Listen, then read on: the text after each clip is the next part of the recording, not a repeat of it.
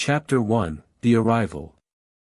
The glass door swung open with a soft chime, and a hush seemed to settle over the small restaurant. Heads turned for just a moment before looking away again, but the presence of the man who had entered lingered in the air like a subtle shift in pressure. He was no ordinary customer. He was one of those men whose very posture spoke of wealth and power, the kind that didn't need to be advertised. A billionaire, a CEO of one of the most influential corporations in the country, had just walked into a humble place better known for its cozy booths and home-style cooking than for attracting titans of industry. Dressed in a tailored charcoal suit that seemed almost too sharp for the restaurant's modest wooden tables and checkered tablecloths, he walked with the confidence of someone used to being noticed, yet not particularly interested in who was noticing him. His polished shoes clicked softly against the tiled floor as he made his way to an empty corner booth. The waitresses exchanged quick glances, half nerves, half excitement, though most customers went back to their meals after their initial curiosity was satisfied. The billionaire didn't acknowledge anyone. His eyes were fixed on the glowing screen of his phone, his fingers flying across it with practiced ease. Emails, reports, decisions, all of it streamed across his device, commanding more of his attention than the faint smell of sizzling steak or the warm chatter of families dining nearby. For him, this was just another stop, another break in a day filled with meetings and deals. The restaurant could have been anywhere. What mattered was that he kept his schedule moving. Sliding into the booth, he placed his phone flat on the table, never breaking his focus from the conversation he was having through rapid texts. His expression was composed, almost indifferent, but his brow tightened occasionally, suggesting the weight of decisions that could shift millions of dollars in an instant. This was a man used to controlling outcomes, steering futures, and commanding respect. The casual atmosphere of the restaurant felt almost too small for his presence, yet he blended into it by simply ignoring it. The waitress on duty noticed him right away. She had been wiping down a table when he entered, and though she told herself not to stare, she couldn't help but steal a second look. She knew his face, most people did. His name appeared in magazines, on business networks, in the news whenever there was talk of philanthropy or billion-dollar deals. Yet, seeing him here, sitting in one of the cracked leather booths where everyday people ate after long shifts, was surreal. As she straightened her apron and walked toward him, her heartbeat picked up. She reminded herself to stay calm. To him, she was just a waitress, one of countless servers he had likely encountered in his lifetime. But to her, he was much more. There was something she had been holding inside for years, something she never thought she would get a chance to say. And now, by some twist of fate, the opportunity had walked right through the door. Still, professionalism came first. She reached his table with a polite smile and greeted him. "Good evening, sir. Can I get you something to drink while you look at the menu?" Without lifting his eyes from the phone, he replied briskly, "Water." "And the steak?" "Medium rare." His tone was not rude, but it was clipped, efficient, the way one might speak to an assistant in the middle of a busy workday. She jotted it down quickly, though she already knew his order. The steak was the restaurant's most famous dish, and if anyone came in without studying the menu, that was usually what they asked for. She gave a short nod and walked back toward the kitchen, her hands trembling slightly. The CEO leaned back in the booth, phone still glowing in his palm, as if the world inside the device mattered far more than the one around him. To him, this was just another meal, another evening. But to the young waitress, his arrival marked the beginning of a moment she would never forget. Chapter 2, The Order. The clatter of dishes and the hum of conversation filled the restaurant, but at the CEO's table, there was only silence, broken occasionally by the faint tap-tap of his fingers on the phone screen. He didn't look around, didn't notice the family of four laughing at the next booth or the older couple sharing a slice of pie near the window. His world was compressed into the rectangle of glass in his hand. The waitress returned with a tall glass of water. She set it gently on the table, careful not to spill even a drop. For a brief second, she waited, expecting some acknowledgement, maybe a glance or a word of thanks. But the man didn't lift his eyes. He simply nodded once, still scrolling, still reading. "Your steak will be ready in about 15 minutes, she said, her voice steady, though her palms were damp. "Fine," he muttered without looking up. She turned and walked back toward the counter, hiding a sigh behind her smile. It wasn't unusual for customers to be distracted, especially in an age where phones ruled conversations. Still, something about his detachment felt heavier, almost impenetrable. He was present in body but absent in spirit. From her vantage point behind the counter, she studied him. Every movement was efficient, the way he sipped the water without pausing in his reading, the way he adjusted his cufflinks as if even in a casual dinner his appearance had to be precise. She had seen businesspeople before, but this man was different. He carried an aura, one that said he was always in control. Yet she knew something he didn't, something that would soon break through that wall of composure. Meanwhile, in his mind, food was secondary. He wasn't there for an experience, he was there to refuel. His thoughts were scattered across boardrooms, financial reports, and emails stacked high with requests for his time. The steak was just an interruption to be handled quickly before the next call. He was accustomed to efficiency. The restaurant was just another line on his schedule. But as he sat there, a small detail began to tug at him, not from the screen but from the air around him. This restaurant wasn't like the high-end places he usually dined in, where waiters in black suits moved silently and wine lists were heavier than novels. Here, the walls were lined with photographs of regular customers, the lighting was warm and slightly dim, and the smell of butter and garlic floated invitingly from the kitchen. It was homey, simple, unpretentious. He didn't belong here, not really, yet here he was. The waitress, meanwhile, busied herself with other tables. She poured coffee for a truck driver, took an order from a young couple, and cleared dishes for a group of teenagers laughing loudly in the corner. But all the while, her eyes flicked back to the man in the booth. She knew she had to time it right. The note she carried in her pocket felt heavier with each passing second, its folded edges worn from her nervous fingers. She couldn't just hand it over as casually as a receipt. No, she had to wait until he had his meal, until he was settled, just enough to catch him off guard, but not enough to seem strange. Every second felt like a countdown, her chance slipping closer or further away depending on her courage. Back at his table, the CEO finally placed his phone down, just for a moment. He stretched his fingers, rubbed the back of his neck, and exhaled deeply. It was the first sign of weariness he had shown since he arrived. He reached for the glass of water and took another slow sip, finally letting his eyes wander across the restaurant. Families. Workers. Students. People with ordinary lives. It was a world he had long ago left behind, but tonight, for reasons he didn't yet understand, he found himself seated right in the middle of it. The waitress noticed that flicker of distraction. Her heart skipped a beat. Maybe, just maybe, the timing would come sooner than she thought. For now, though, the order had been placed, the meal was on its way, and the air between them was charged with a tension only she understood. He thought it was just dinner. She knew it was the beginning of something far more important. Chapter 3, The Waitress. Her name was Maya. Most of the regular customers knew her as the kind waitress with the quick smile and patient voice.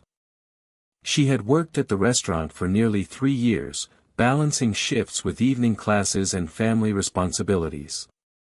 To many, she was just another face in the rhythm of daily life, a server who brought coffee refills and remembered your favorite pie. But beneath the apron and polite nods, there was a story far deeper than anyone could guess. When Maya first saw the billionaire step inside, her breath had caught in her throat.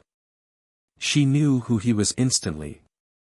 Not because she had ever met him, but because she had seen his face countless times, on magazine covers, in news features, in the background of headlines about corporate donations and business triumphs. His name was etched into the fabric of industries that touched millions of lives. And, without him ever realizing it, her life had been one of those touched. As she moved between tables, balancing trays and jotting orders, she couldn't shake the thought, what are the odds? What are the odds that he would walk into this little place, on this night, and sit at one of my tables? It felt almost unreal, like the universe had carved a small opening just for her, a chance she never thought she'd have. Her hands trembled slightly as she poured coffee for another customer. She forced herself to breathe slowly, to look calm. To everyone else, it was just another shift, another Friday night rush. But inside, her heart raced with the weight of the folded note pressing against her apron pocket. She had written it quickly, earlier that day, not knowing if she'd ever have the courage to actually hand it over. It was simple, just a few sentences, but each word carried years of gratitude. Maya wasn't the type to speak boldly. Life had taught her humility, patience, and endurance. Her mother had worked double shifts to keep food on the table. Her father had struggled with health issues that drained the family's savings. At one point, they were on the edge of losing their home. She still remembered the quiet nights filled with whispered worries, her parents trying to shield her from the truth, though she had been old enough to understand. Then, like a sudden miracle, help had arrived. A scholarship program funded by an anonymous donor had appeared at her school, covering tuition for students from struggling families. Later, her mother discovered another form of assistance had helped keep their mortgage afloat. At the time, they never knew where the money had come from. They only knew it had saved them. Years later, Maya learned the truth. The program was one of many quietly funded by the billionaire sitting just a few feet away from her now. He probably never even knew her name. To him, it had likely been just one of countless initiatives his company supported. But to her, it had been everything, the bridge between despair and hope, the chance to stand where she was today. As she stole glances at him from behind the counter, she saw a man completely absorbed in his world of emails and business calls. To anyone else, he might have seemed cold, detached, unreachable. But Maya didn't see him that way. She saw someone who, even unknowingly, had shaped the course of her life. And now, fate had placed her in his path. She tightened her grip on the coffee pot in her hands, steadying herself. She knew she couldn't let this chance slip away.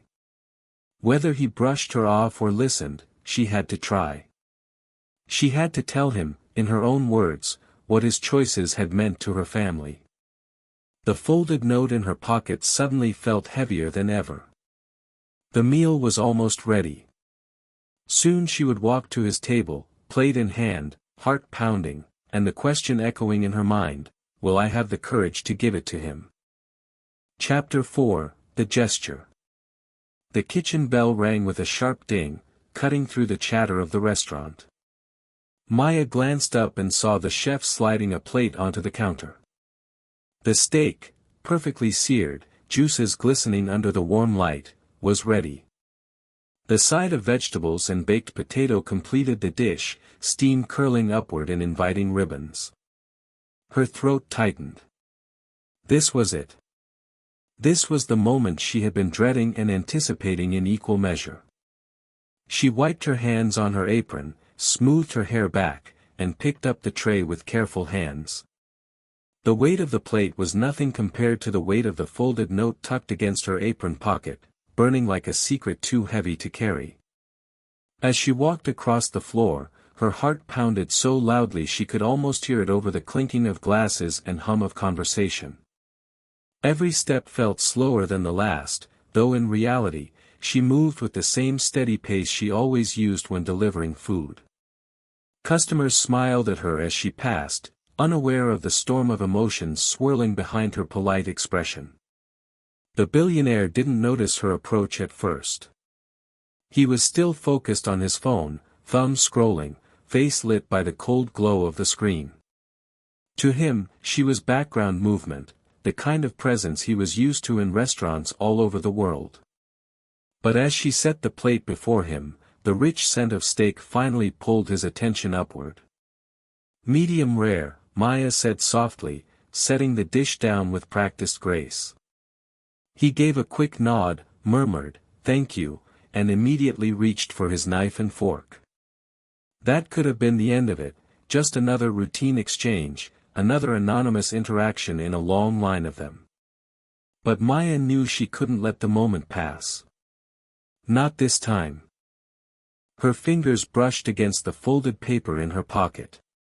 For a heartbeat, fear froze her in place. What if he thought it was strange? What if he dismissed her? What if he never even read it? But then she thought of her mother's tired smile, her father's relief when they had saved their home, her own graduation day when she had walked across the stage because someone, somewhere, had made it possible. She had to do this. With a small inhale, she slipped the note from her pocket and placed it carefully beside his water glass. Her hand lingered for a second, just long enough to make sure it wouldn't slide off the table. "Sir," she said quietly, her voice barely above a whisper, "this is for you." The billionaire looked up, his brows knitting together in slight confusion. He glanced at the folded paper, then at her. For a moment, his gaze lingered, as though trying to read her face. She smiled politely, masking the trembling in her hands, then turned away before he could ask anything. Walking back to the counter, Maya's legs felt like they were carrying her through water. She forced herself not to look back, though every part of her wanted to see his reaction. She needed distance. She needed time. If she watched him unfold the note, she wasn't sure she could handle the raw emotion of that moment. At his booth, the billionaire stared at the small square of paper resting beside his drink. It was unusual. Waitresses didn't just leave notes with meals. For a second, suspicion flickered across his mind. Was it a complaint? A request? Something personal? He picked it up slowly, turning it between his fingers, the edges soft and worn as if it had been held tightly many times. He didn't open it right away. Instead, he studied the young waitress retreating toward the kitchen, her shoulders slightly stiff, her steps quicker than before. Something about her demeanor told him this note mattered. With a quiet exhale, he set his fork down. The steak could wait. For the first time that evening, he allowed the outside world to intrude on his tightly wound bubble of business and schedules. With deliberate care, he unfolded the paper. The words inside would stop him cold.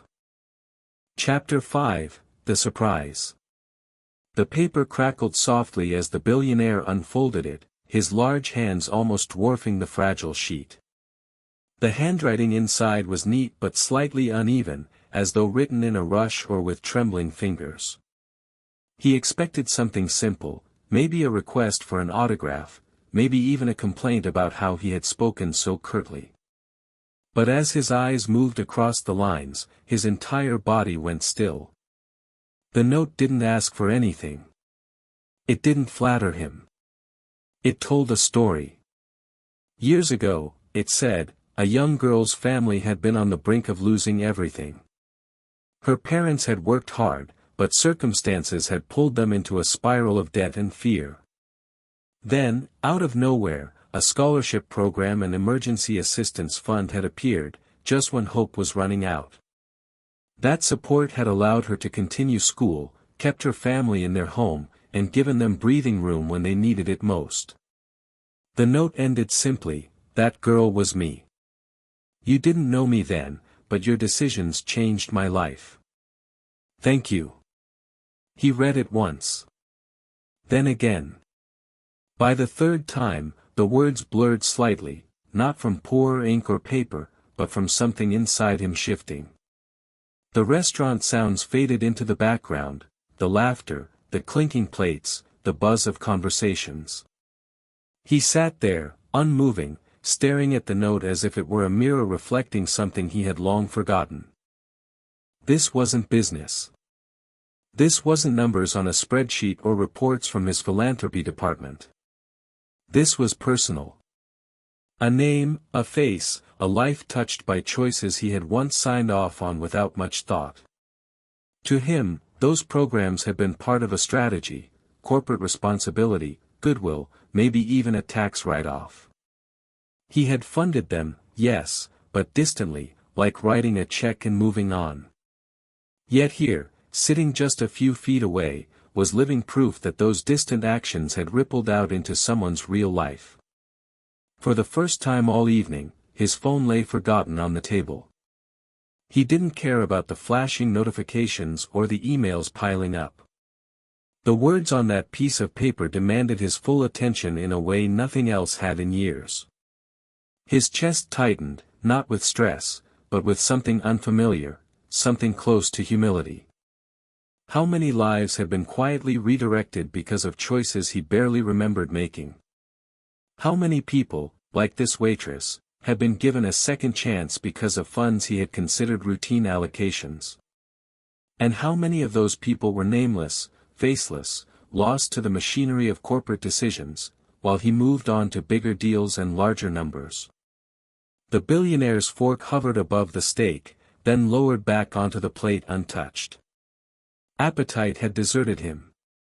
Instead, he leaned back in the booth, holding the note in both hands, as though afraid it might vanish if he let go. He glanced toward the counter, where the waitress now stood, pretending to busy herself with wiping menus. She didn't look his way, but her stiff posture betrayed her nervousness. She was waiting, not for praise, not for a tip, but simply to know that her message had been received. Something stirred inside him then. Respect, yes, but also an uncomfortable awareness. He had spent decades building empires, chasing figures, and yet here was a reminder that the truest measure of his power wasn't in balance sheets or headlines. It was in the quiet, unseen ways his decisions had touched lives he would never know. The realization landed with surprising force. For all his wealth and influence, he had rarely stopped to see the human faces behind the impact. And tonight, in the most unexpected of places, a folded note from a waitress had forced him to do just that. He folded the paper carefully, almost reverently, and slipped it into the inside pocket of his suit jacket. His meal remained untouched, but his perspective had shifted. The billionaire wasn't cold anymore. He was awake. Chapter 6, The Revelation. The billionaire adjusted his jacket, feeling the folded note resting against his chest like a hidden weight. He couldn't just sit there pretending nothing had happened. The words on that paper demanded more than silence. He raised his eyes, scanning the room until they landed on the waitress. She was moving between tables, carrying herself with the calm rhythm of someone used to long shifts, but he noticed the way her shoulders tensed every time she stepped into his line of sight. When she finally approached his table to ask if everything was all right, he spoke before she could. His voice was lower than before, slower, deliberate. "Was this your note?" he asked, his hand resting lightly on his chest pocket. Her heart skipped. For a second, she considered pretending it wasn't hers, brushing it off as a mistake. But then she saw something in his expression, not irritation, not arrogance, but genuine curiosity. She nodded. "Yes, sir. It was mine." He gestured for her to sit. It was an unusual request, out of place in the middle of a restaurant shift. She hesitated, glancing toward the counter, but something in his tone told her it wasn't a suggestion. Carefully, she slid into the booth across from him, apron folded neatly in her lap. For the first time that evening, his eyes were fully on her, not on a screen, not on a plate, but on her. "Tell me," he said. Her fingers fidgeted with the edge of the apron, but she lifted her chin. "When I was 16, my family almost lost our home. My father got sick, my mother worked 2 jobs, and no matter how hard they tried, it wasn't enough. I thought we'd lose everything."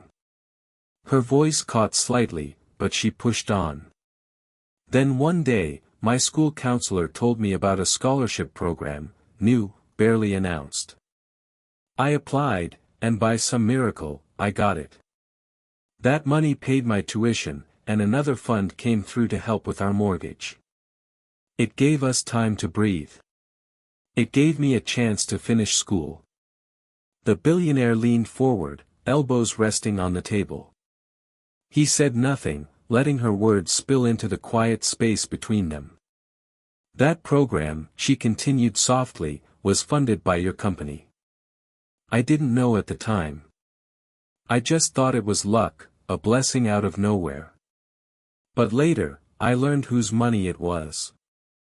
Yours. You didn't know me, and you still don't, not really. But your decisions reached me. They reached my family. Without them, I wouldn't be here today." The billionaire's jaw tightened. He wasn't used to hearing stories like this directly. Reports and statistics, yes. Numbers on impact, charts on outcomes. But never the voice of someone whose life had been reshaped by a line item on a budget he had once approved. Maya's voice softened to a near whisper. "I wrote that note because I never thought I'd get a chance to thank you. But here you are, sitting in my section, ordering a steak like anybody else. I couldn't let it pass without telling you." The silence that followed was heavy, but not uncomfortable. It was the kind of silence that carried weight, that forced both people to reflect. At last, the billionaire exhaled, long and slow. "I sign off on a lot of things," he admitted quietly. "Programs, donations, initiatives. They pass across my desk, and I approve them because I believe they're right. But I never," his voice trailed, and he shook his head slightly. "I never thought of them as this. As you." Her eyes glistened, though she held them steady on his. "Sometimes we forget there are faces behind the numbers." He gave a small, almost rueful smile. "And sometimes men like me forget that we have the power to change those faces." For the first time that evening, there was no divide between billionaire and waitress, power and service. There were only 2 people, sitting across from each other, connected by a decision made years ago that had blossomed into an unforeseen meeting on an ordinary night. The revelation was no longer just hers. It was his too. Chapter 7, The Gratitude. The restaurant buzzed around them, but at the booth in the corner, time seemed to have slowed. The billionaire sat quietly, his hands folded on the table, staring at the young woman across from him. Maya's confession still echoed in his ears, heavier than any business deal he'd ever signed. He had built empires, influenced markets, moved money across continents, but here was the undeniable truth: one of his decisions had saved a single family. That thought humbled him more than he could explain. Maya shifted in her seat, suddenly aware that she was breaking every unspoken rule of waitressing by sitting with a customer. But she didn't move. She couldn't. The silence wasn't awkward, it was sacred. For the first time, she saw the powerful man not as a distant figure from magazines and headlines, but as someone listening, truly listening. "I don't think you realize," she began, her voice gentle, "what your company did for us. We were drowning. My mom was working 16 hours a day, trying to hold us together. My dad was sick, and the bills just kept piling up. I was ready to give up my dream of college, ready to work full-time just to keep a roof over our heads. She paused, her throat tightening. Then that scholarship came. It didn't just pay for my school. It gave me hope. It reminded me that someone out there believed kids like me were worth investing in. And when I found out later that it was your company behind it, I can't explain the gratitude I felt. It was like a stranger had reached out a hand and pulled me out of the dark. The billionaire swallowed hard. For a man used to statistics and figures, her words were like a blow to the chest. He realized he had grown numb over the years, treating philanthropy as a responsibility rather than a lifeline. But here she was, proving that it wasn't just responsibility, it was impact. Most people don't say thank you, he admitted after a moment. His voice was quieter than usual, almost hesitant. They benefit from programs, from donations, and I never expect them to. That's not why I do it. But hearing it from you, it makes me rethink everything. Maya smiled faintly, her eyes shining. Maybe most people don't get the chance. I almost didn't. I thought I'd never meet you. That's why I wrote the note. Even if you had ignored it, I needed you to know. For the first time since entering the restaurant, the billionaire's phone remained untouched. No deal, no email, no urgent call could outweigh this moment. He looked at Maya with new eyes, no longer the nervous waitress who had served him water, but a woman whose strength and gratitude carried more weight than the applause of shareholders or the praise of journalists. Do you know what's strange? He said, leaning back slightly. I've spent years chasing success, chasing numbers. But I don't think I've ever felt as successful as I do right now, hearing this from you. Her breath caught, and for a moment, emotion threatened to spill over. She quickly blinked it back, her smile widening instead. Then maybe that's the kind of success worth chasing. The billionaire let out a soft laugh, not the polished one he gave at galas or interviews, but something genuine, almost boyish. You're right, he said. You're absolutely right. The gratitude hanging between them filled the space more completely than any words could. It wasn't just Maya thanking him anymore. In a way, he was thanking her too, for reminding him of something he had forgotten, that behind every act of giving, there is a human story, a beating heart, a life forever altered. And in that simple exchange, both of them felt changed. Chapter 8, The Realization. The steak sat untouched, cooling on the plate. The billionaire no longer cared about the meal. His focus was entirely on the young woman across from him, and on the truth her words had carved into his heart. For the first time in years, he wasn't thinking about profits, mergers, or the next big deal. He was thinking about people, about her family, and about the countless unseen lives that had been shaped by the stroke of his pen. Maya shifted in her seat, realizing she had lingered too long. A part of her wanted to stand, to retreat back into the safety of routine, but another part of her was afraid to let this moment end. How often in life did fate bring two worlds together so unexpectedly? She tucked a stray curl behind her ear and finally rose to her feet. I should get back to work, she said softly. Thank you for listening. The billionaire nodded but stopped her with a quiet word. Maya. She froze, surprised that he had asked her name and even more surprised that he had spoken it with such gentleness. She turned back. You gave me something tonight, he said, his voice steady but weighted with emotion. You reminded me why any of this matters. Money, power, success, none of it means anything if it doesn't change lives. I'd forgotten that. Thank you for reminding me. Her throat tightened. She hadn't expected gratitude from him. She had only wanted to deliver her own. But now, standing there in her apron with tired feet and calloused hands, she realized that her simple note had shifted something in him. She had given him more than thanks, she had given him perspective. She smiled through the sting of tears. "I'm glad I could."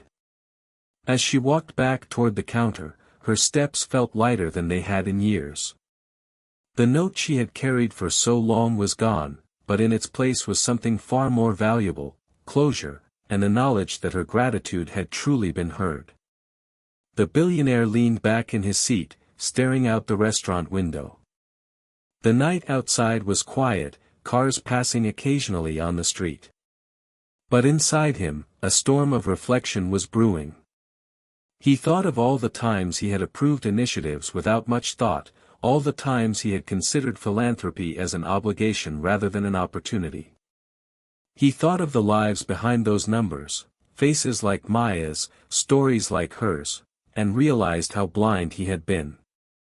It struck him then, success wasn't the skyscrapers he owned, the headlines he commanded, or the billions in his bank account.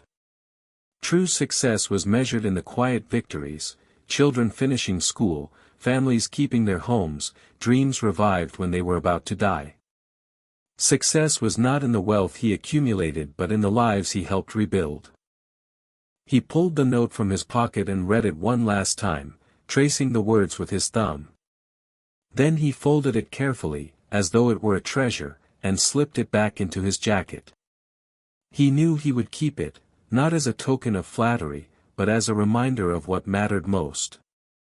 When he finally left the restaurant, the night air felt different, cooler, fresher, alive with possibility.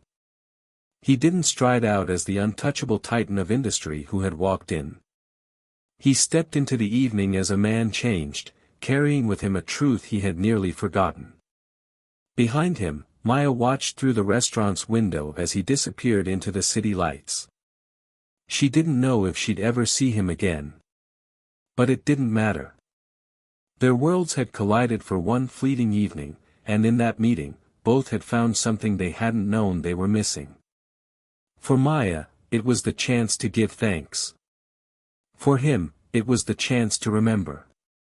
And that night, in the quiet corner of a small restaurant, a billionaire discovered that the greatest wealth of all was not in money, but in the lives forever changed along the way.